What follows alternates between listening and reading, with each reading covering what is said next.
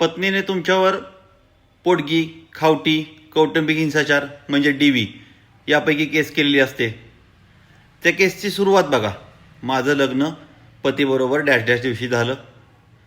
माझ्या वडिलांनी, माझ्या काकाने, माझ्या मामाने 10 लाख रुपये, 20 लाख रुपये, 50 लाख रुपये खर्च करून लग्न करून दिलं.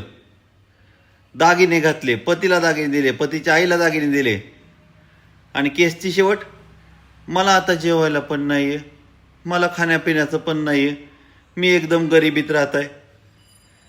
मग एवढे 50 लाख रुपये खर्च करून तुझ्या वडिलांनी जर तुझं लग्न लावून दिलं, आता तुला जेवायला पण देत नाहीत.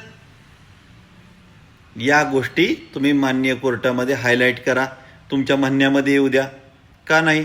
प्रॅक्टिकल गोष्ट आहे. प्रॅक्टिकल गोष्टीला यायला कोर्टात कुठेही बंदी नाही. जर तिला लग्नात 50 लाख रुपये खर्च होतो, 10 लाख रुपये खर्च होतो, तर 10 रुपयाचं जेवण मिळत नाही.